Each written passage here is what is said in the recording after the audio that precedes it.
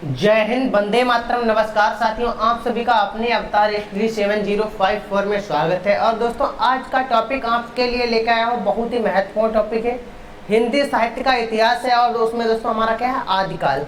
भाग 1 की बात करते हैं। इसे दोस्तों 3 भागों में बांटा गया है। कितने? 3 भागों में। आज हम बात करते हैं आदिकाल की। ठीक है, उसमें किसकी? आदिकाल क्या है और आदिकाल से किस प्रकार से क्वेश्चन बनते हैं। जो भी महत्वपूर्ण क्वेश्चन बनेंगे इस टॉपिक से, बहुत सारा हम आपको बताएंगे। इसी के साथ अब दोस्तों चलते हैं अपने टॉपिक की ओर। और अब बात करते हैं दोस्तों किसकी? आदिकाल। तो आदिकाल को दोस्तों कितने हमने बताया था, 3 भागों में बांटा गया। कितने भागों में? 3। पहला 3 भागों में बांटा गया है। पहला नंबर दोस्तों हमारा क्या है, आदिकाल को। आदिकाल पहला हमारा हो जाता है आदिकाल कब से कब तक? 650 ईस्वी से 1350 ईस्वी तक हमारा क्या चला, आदिकाल। उसके बाद में नंबर 2 पर आते हैं दोस्तों। नंबर 2 पे हमारा क्या है, मध्यकाल। तो मध्यकाल को 1350 ईस्वी से 1850 ईस्वी में। ठीक है दोस्तों, ये क्या चला हमारा, मध्यकाल। अब बात करते हैं तीसरे नंबर पे, तो हमारा क्या है, आधुनिक काल। तो आधुनिक काल 1850 से अब तक हमारा जो चल रहा है वह हमारा क्या है, आधुनिक काल। आज हम बात करते हैं दोस्तों किसकी? आदिकाल की। आदिकाल की बात करते हैं। आदिकाल दोस्तों क्या है? आदिकाल का प्रारंभ 650 ईस्वी से माना जाता है। इस काल में मुख्यतः वीर, क्या दोस्तों, वीर रस का वर्णन किया गया था। इसलिए इसे वीर गाथा काल दोस्तों, क्या वीर गाथा काल के नाम से भी जाना जाता है। इतनी बात क्लियर है? बहुत महत्वपूर्ण क्वेश्चन है दोस्तों। यहाँ से हमारा क्वेश्चन बनता है कि दोस्तों वीर गाथा काल किसका नाम है? दोस्तों आदिकाल का दूसरा नाम हमारा क्या है, वीर गाथा काल। इसी के साथ आगे बढ़ेंगे और अब बात करते हैं आदिकाल के प्रथम कवि। दोस्तों आदिकाल के प्रथम कवि की बात करते हैं, महर्षि वाल्मीकि थे। कौन? महर्षि वाल्मीकि जी थे। इतनी बात क्लियर हो गई। अगर दोस्तों आदिकाल की प्रथम रचना की बात की जाए तो वह हमारी क्या हो जाती है, रामायण। वो किसके द्वारा लिखित है? महर्षि वाल्मीकि के द्वारा। ठीक है दोस्तों, अब बात करते हैं हिंदी का प्रथम कवि कौन हो सकता है। इस संबंध में अन्य विद्वानों के मत हैं दोस्तों। अलग अलग विद्वानों के मत हैं। कुछ विद्वान किसी को मानते हैं प्रथम कवि और कुछ विद्वान किसी और को प्रथम कवि मान लेते हैं। अब दोस्तों उनकी पूरी जानकारी आपको दी जाएगी, किसने किसको प्रथम कवि माना है। ठीक है दोस्तों, अब बात करते हैं स्वयंभू। दोस्तों स्वयंभू की अगर बात करते हैं तो स्वयंभू को 8वीं सदी में डॉक्टर रामकुमार वर्मा ने इन्हें दोस्तों प्रथम कवि माना है। इतनी बात क्लियर हो गई। बात करते हैं दूसरे नंबर पे हमारे कौन आते हैं, सराहपा। सराहपा को 769 ईस्वी में राहुल संस्कृत्यान जी और डॉक्टर नागेंद्र जी ने इन्हें प्रथम कवि माना है। इतनी बात क्लियर हो गई। अगर दोस्तों बात करते हैं तीसरे पे हमारे आते हैं पुष्प या पुण्य। ठीक है दोस्तों, इन्होंने 613 ईस्वी से 670 ईस्वी तक किसने माना है, शिव सिंह सेगर ने। किसने? शिव सिंह सेगर ने इन्हें माना है। इतनी बात क्लियर हो गई। चौथे नंबर की बात करते हैं राजा मुंज की बात करते हैं, 993 ईस्वी से 1050। इन्हें दोस्तों किसने माना है, चंद्रधर शर्मा गुलेरी ने इन्हें माना है। अब दोस्तों यहाँ से हमारे क्वेश्चन किस प्रकार से बनते हैं, सराहपा को प्रथम कवि किसने माना है? दोस्तों किसने माना है, राहुल संस्कृत्यान व डॉक्टर नागेंद्र। और स्वयंभू को प्रथम कवि किसने माना है, डॉक्टर रामकुमार वर्मा ने। इस प्रकार से हमारे क्वेश्चन बनते हैं। इसी के साथ आगे बढ़ेंगे और अब बात करते हैं दोस्तों किसकी, अब्दुल रहमान की बात करते हैं। तो इनकी बात करते हैं 11वीं सदी में डॉक्टर हजारी प्रसाद द्विवेदी ने इन्हें प्रथम कवि माना है। बात करते हैं छठे नंबर पे शलिभद्र सूरी को 1184 ईस्वी से किसने माना है, डॉक्टर गणपति चंद्र जी ने इन्हें माना है, डॉक्टर गणपति चंद्र गुप्त ने। बात करते हैं 7वें नंबर पे विद्यापति को 15वीं सदी में डॉक्टर बच्चन सिंह ने प्रथम कवि माना है। इसी के साथ आगे बढ़ते हैं। अब बात करते हैं दोस्तों आदिकाल के प्रमुख उपनाम। यहाँ से दोस्तों हमारे क्वेश्चन जरूर बनते हैं, तो इस पर बहुत ही अच्छी तरह से आप लोगों को ध्यान देना है। यहाँ से हमारा एक दो क्वेश्चन दोस्तों हर हाल में बनता है। अब दोस्तों बात करते हैं यहाँ पे प्रारंभिक काल, आदिकाल को उपनाम किसने किसने आदिकाल को क्या नाम दिए, इस बारे में जान लेते हैं। प्रारंभिक बात करते हैं, प्रारंभिक काल किसने कहा है आदिकाल को? तो दोस्तों मिश्र बंधु ने क्या कहा, प्रारंभिक काल आदिकाल को कहा है। चारण काल की बात करते हैं, आदिकाल को चारण काल किसने कहा? तो जॉर्ज गैरिसन ने चारण काल कहा है।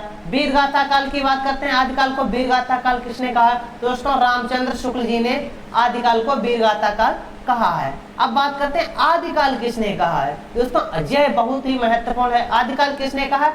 हजारी प्रसाद द्विवेदी जी ने आदिकाल कहा है। अब बात करते हैं सिद्ध सीमांत काल किसने कहा है? तो दोस्तों सिद्ध सीमांत काल की बात करते हैं तो किसने कहा? राहुल संस्कृत्यायन जी ने आदिकाल को सिद्ध सीमांत काल कहा है। इसी के साथ आगे बढ़ते हैं और अब बात करते हैं दोस्तों संधि। क्या दोस्तों संधि काल व चारण काल किसने कहा है? आदिकाल को संधि काल व चारण काल किसने कहा है? तो डॉक्टर रामकुमार वर्मा ने आदिकाल को संधि काल और चारण काल कहा है। बात करते हैं बीज बप्पन काल। दोस्तों आदिकाल को किसने कहा है? तो आदिकाल को बीज बप्पन काल की बात की जाए तो महावीर प्रसाद द्विवेदी जी ने आदिकाल को बीज बप्पन काल कहा है। अब बात करते हैं दोस्तों गणपति चंद्र गुप्त जी को। गणपति चंद्र गुप्त जी ने प्रारंभिक काल या दोस्तों शून्य काल कहा है। किसे? आदिकाल को। अब बात करेंगे दोस्तों विश्वनाथ प्रसाद मिश्र ने भी दोस्तों आदिकाल को क्या? वीर काल कहा है। क्वेश्चन बनेगा वीर काल किसने कहा है आदिकाल को? दोस्तों विश्वनाथ प्रसाद मिश्र ने वीर काल कहा है। इतनी बात क्लियर हो गई। अब इसी के साथ आगे बढ़ेंगे और आगे जान लेते हैं दोस्तों धीरेन्द्र वर्मा। बात करेंगे धीरेन्द्र वर्मा ने आदिकाल को क्या कहा है। अब क्वेश्चन बनेगा अपभ्रंश काल, आदिकाल को अपभ्रंश काल किसने कहा है? तो दोस्तों धीरेन्द्र वर्मा ने आदिकाल को अपभ्रंश काल कहा है। इतनी बात क्लियर हो गई। बात करते हैं चंद्रधर शर्मा गुलेरी ने, तो इन्होंने भी दोस्तों क्या? अपभ्रंश काल कहा है। आगे बात करते हैं पृथ्वीनाथ कमल कुल श्रेष्ठ ने अंधकार काल कहा है। आदिकाल को अंधकार काल कहा है। राम शंकर शुक्ल की बात की जाए तो इन्होंने दोस्तों जय काव्य काल कहा है। किसे? आदिकाल को। बात करते हैं राम खिलावन पांडे जी को, तो इन्होंने दोस्तों आदिकाल को क्या कहा है? संक्रमण काल कहा है। हरिश्चंद्र वर्मा की बात करते हैं तो इन्होंने दोस्तों आदिकाल को संक्रमण काल कहा है। आगे बढ़ेंगे और बात करते हैं मोहन अवस्थी की। मोहन अवस्थी ने आदिकाल को क्या कहा है? आधार काल कहा है। अब बात करते हैं शंभुनाथन सिंह। शंभुनाथन सिंह ने आदिकाल को प्राचीन काल कहा है। वासुदेव सिंह की बात करते हैं तो इन्होंने आदिकाल को उद्भव काल कहा है। आगे बढ़ेंगे और अब बात करते हैं राम प्रसाद मिश्र ने। राम प्रसाद मिश्र की बात की जाए तो इन्होंने दोस्तों आदिकाल को क्या कहा है? संक्रांति काल कहा है। किसने? राम प्रसाद मिश्र ने। शैलेश जैदी ने क्या कहा है? अभिभार्व काल कहा है आदिकाल को। हरीश की बात करते हैं, हरीश ने उत्तर अपभ्रंश काल कहा है आदिकाल को। वचन सिंह की बात करते हैं तो इन्होंने अपभ्रंश काल या दोस्तों जातीय साहित्य काल कहा है। किसने? वचन सिंह ने। साहित्य का उत्तरा ये किसने कहा? वचन सिंह ने। बात करते हैं श्याम सुंदर दास। श्याम सुंदर दास की बात करते हैं तो इन्होंने आदिकाल को दोस्तों क्या? वीर काल या अपभ्रंश काल कहा है। इतनी बात क्लियर हो गई। इसी के साथ आगे बढ़ते हैं। अब दोस्तों बात करेंगे आदिकाल की प्रमुख भाषा। आदिकाल की दोस्तों प्रमुख भाषा की अगर बात की जाए तो कौन सी थी? डिंगल व पिंगल। ये आदिकाल की प्रमुख भाषा थी। यहाँ से दोस्तों ये क्वेश्चन कई बार रिपीट हो चुका है तो ये बहुत ही इंपॉर्टेंट क्वेश्चन है। आदिकाल में मुकरिया लिखने वाले कवि कौन है? आदिकाल के मुकरिया लिखने वाले कवि कौन है? दोस्तों आदिकाल में मुकरिया लिखने वाले कवि की बात की जाए दोस्तों अमीर खुसरो हैं। और मुकरिया को दोस्तों दूसरे शब्दों में क्या कहते हैं? पहेलियां कहते हैं, पहेलियां। ठीक है दोस्तों, इसी के साथ आगे बढ़ेंगे और अब बात करते हैं आदिकाल की प्रमुख रचनाएं व उनके रचनाकार। आदिकाल में प्रसिद्ध रचनाएं और उनके रचनाकार कौन है ये जान लेते हैं। अब दोस्तों बात करते हैं पहली रचना। दोस्तों प्रथम कौन? अब्दुल रहमान संदेश वाहक हो जाती है इनकी। नरपत नालाहा की बात करते हैं तो बीसल देव रासो। इन्होंने किस भाषा में लिखी है? अपभ्रंश भाषा, अपभ्रंश हिंदी में लिखी है। इतनी बात क्लियर हो गई। अब बात करेंगे दोस्तों किसकी? चंद्रवरदाई की अगर बात करते हैं तो चंद्रवरदाई ने पृथ्वीराज रासो लिखी है। किसमें? डिंगल पिंगल हिंदी भाषा में। दलपत विजय की बात करते हैं तो इन्होंने खुमान रासो राजस्थानी हिंदी में लिखी है। किसने? राजस्थानी हिंदी में दलपत विजय ने खुमान रासो लिखी है। इसी के साथ आगे बढ़ते हैं और बात करते हैं जगनिक। तो जगनिक की बात की जाए, जगनिक जी ने दोस्तों परमाल रासो जगनिक जी की हो जाती है। सारंग दर की बात करते हैं हमीर रासो हो जाते हैं। और नल्हा सिंह की बात करते हैं तो इनकी क्या हो जाती है? विजयपाल रासो। बात करते हैं जल है कवि, तो जल है कवि की क्या हो जाती है दोस्तों? बुद्धि रासो हो जाती है। माधवदास चारण की बात करते हैं राम रासो, माधवदास चारण की बात करते हैं तो क्या आ जाती है राम रासो। दोस्तों जो भी हम आपको इसमें बताएंगे इससे हटकर क्वेश्चन परीक्षा में नहीं आएंगे, इतनी बात आप लोगों को अच्छी तरह से याद रखना है। आगे बात करते हैं 10 नंबर पे देल है, देलड़ की बात करते हैं तो गद्य, गद्य सुकुमाल रासो, गद्य सुकुमाल रासो किसने लिखी है? देलड़ ने।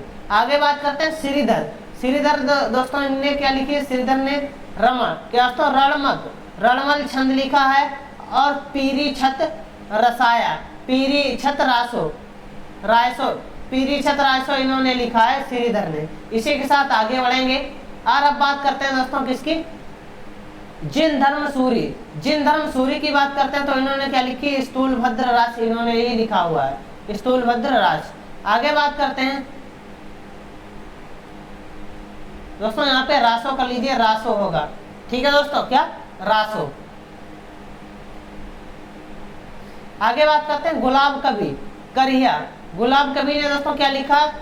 करहिया को रासो, करहिया को रासो, ये किसने लिखा है? गुलाब कवि ने। आगे बात करते हैं सलीभद्र सूरी, तो इन्हें दोस्तों क्या था? भरतेश्वर वहु अलिरासो, ये किसने लिखा है दोस्तों? सलीभद्र सूरी ने। जो हिंदू की बात करते हैं तो इन्होंने क्या लिखा?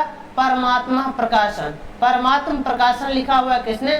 जोंदू ने। बात करते हैं केदार की, तो केदार ने दोस्तों क्या लिखा? जयचंद्र प्रकाश, इन्होंने ये लिखा है। मधुकर कवि की बात करते हैं, इसके रचनाकार कौन हो जाते हैं? जसमयंक चंद्रिका, जसमयंक चंद्रिका इन्होंने लिखी है। स्वयंभू की बात करते हैं तो उसमें बहुत ही प्रसिद्ध रचना है पैमचर्यु, पैमचर्यु। योग सागर की बात की जाए तो इनकी दोस्तों क्या हो जाती है? शान्यधम्म, शान्यधम्म दोहा, ये योग सागर की हो जाती है।